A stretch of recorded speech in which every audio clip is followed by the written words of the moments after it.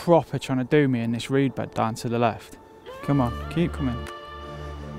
Keep coming, keep coming, keep coming. There we go. Get in. Oh, what? Look at that.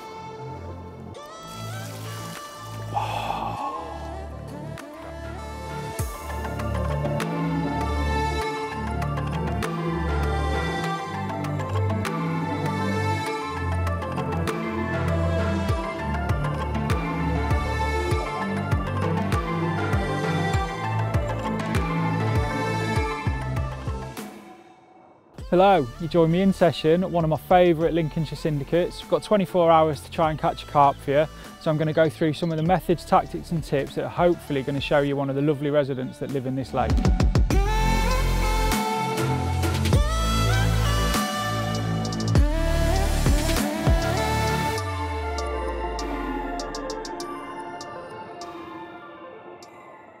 Just to add some context to it for you, I arrived yesterday. I've got 24 hours with the cameras, but the lake's been quite busy. It's spring, obviously with COVID and lockdowns and stuff, everybody's keen to get out. So I wanted to get here in advance of the cameras just to try and give myself the best opportunity to be on the fish really. Didn't quite work out how I'd planned, I didn't quite get here early enough, and the areas that I really had in my mind were taken. But to my mind, I'm in the next best area. I'm close to where the action's been happening, in a swim that I've caught from previously, and fishing spots that I like for this lake really. For the session, I've gone in with hinge rigs, and the reason for that is they're tried and trusted. I've caught so many fish on them over the years. I'm confident in the hook holds that I get, and ultimately I'm using Camotex semi-stiff as the boom, so I can balance the baits off properly and they fall away from the lead system. And over the spots I'm fishing, there's some light silkweed growth. And because of that silkweed growth, I wanted a rig that I can get to settle effectively over it.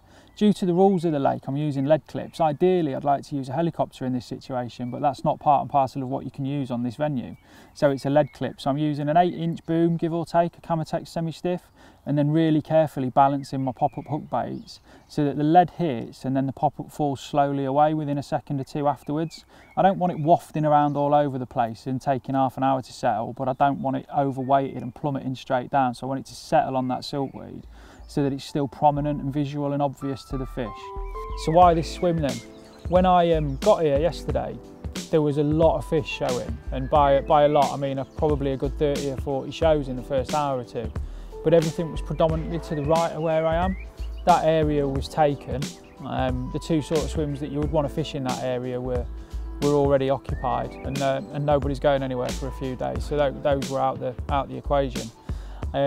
I had a good look round, as you'd expect, did a couple of laps in fairness. I spent a good sort of 20 minutes, half hour sat in the swim directly opposite, looking back towards the area where the fish were showing.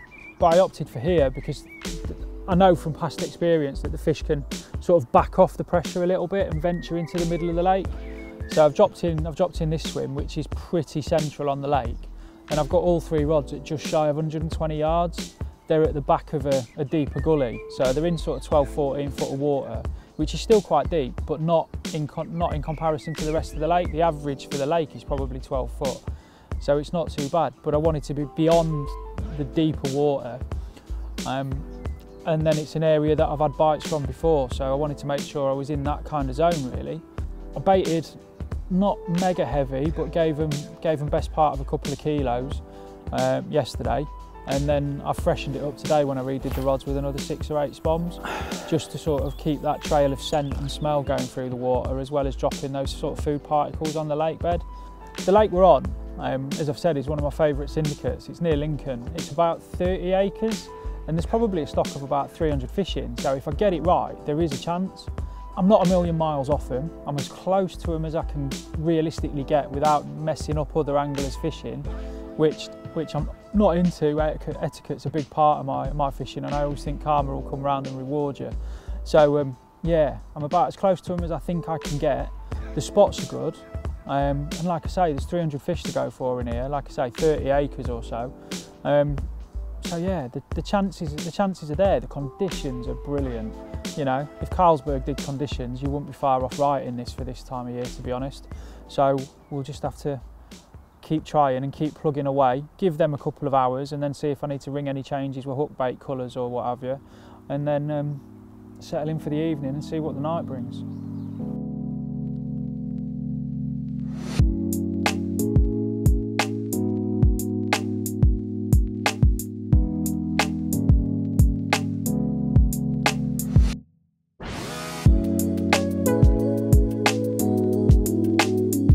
Just going to run through the baiting approach I've gone for on this session.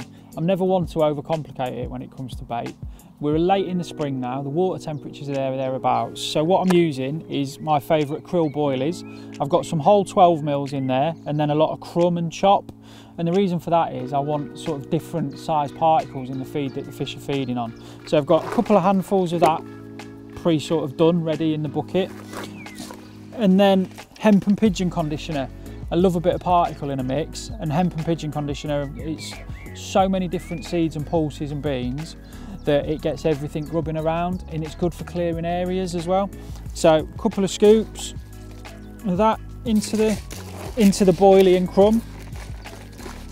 Let's give that a quick mix around. And then finally, no mix would be complete without sweet corn.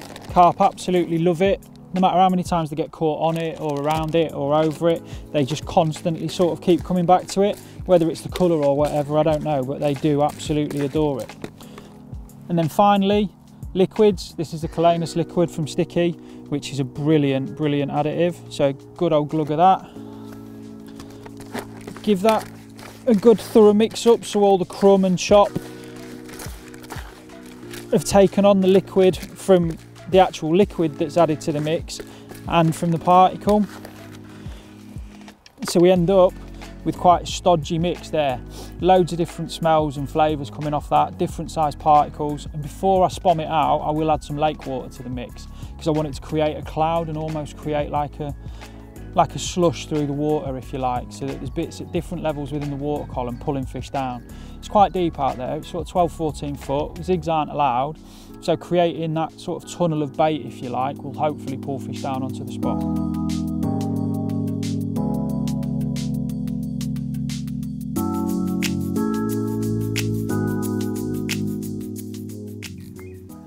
Right, it's just coming into evening. There's been a few shows this afternoon, so what I'm going to do is just put some fresh hook baits on. Maybe a couple of spoms out over the spot as well, just to see if we can instigate some interest. And at least then I know I'm fishing through the night effectively, hopefully coming into the morning bite time if we're not fortunate enough to get a chance this evening.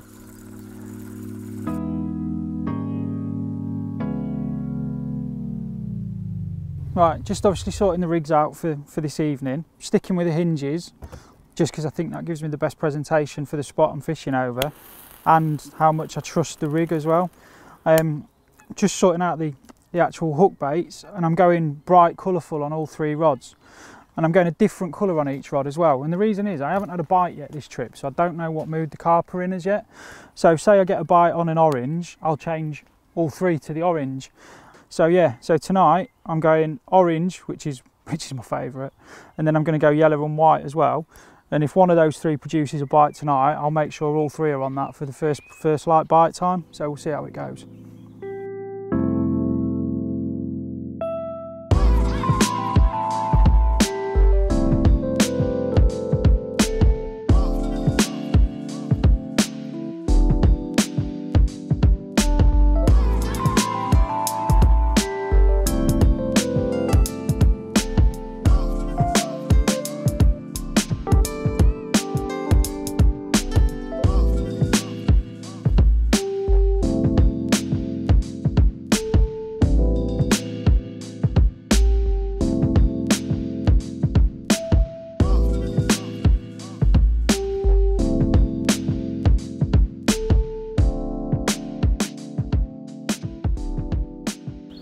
Morning. It's not quite gone to plan, unfortunately. It's a bit like my spring on the hole, to be fair though.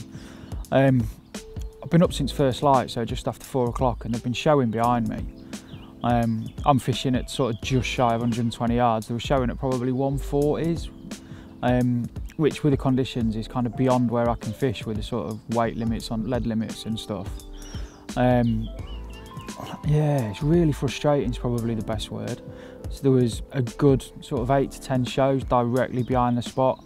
I really thought they'd drift on. It's probably 8:30, 9 o'clock now. Got a couple of hours left, so there is definitely still a chance. If I'm honest, I am kind of kicking myself that I do kind of pride myself on my etiquette and integrity and stuff. I probably, if I'd have been more ruthless, I'd have probably had a move to my right, but I know it's that karma thing for me, isn't it? I just, yeah, maybe kicking myself a little bit. I think that would have put me in a slightly better position. Still chance though. I mean, they're still out there now, but they're just showing long. So we'll see what the next couple of hours brings.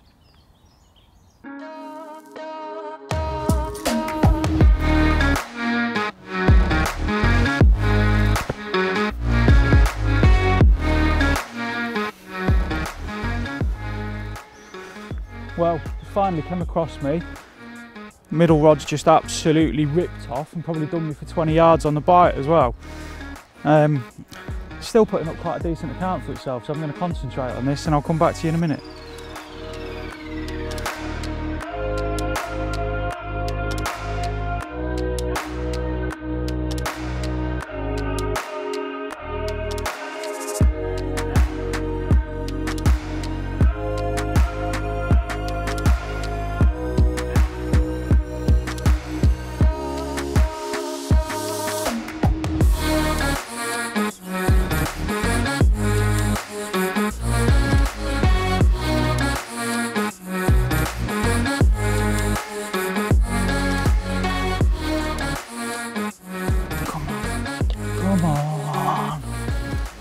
Proper trying to do me in this reed bed down to the left.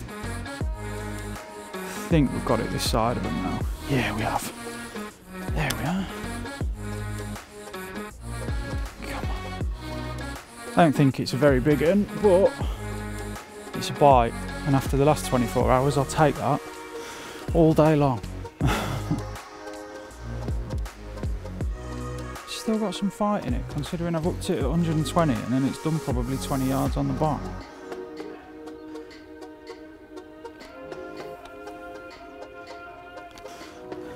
Come on, keep coming. Keep coming. There we go. Get in! How's that, Ross? Hey? Yes.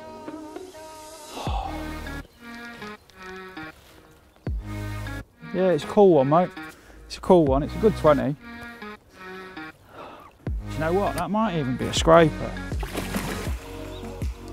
That might even be a dirty 30, that. Got a good set of shoulders on it. Yes. Yes.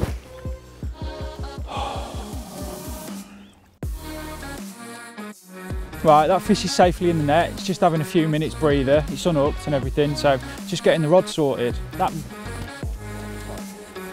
That really kind of came out of the blue, really, so I want to get the rod back out there.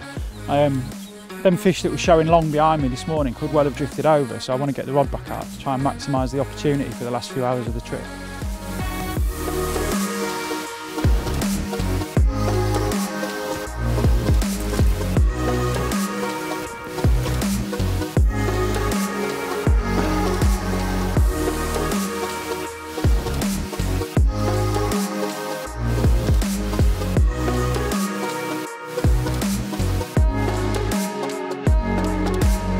Well, here we go.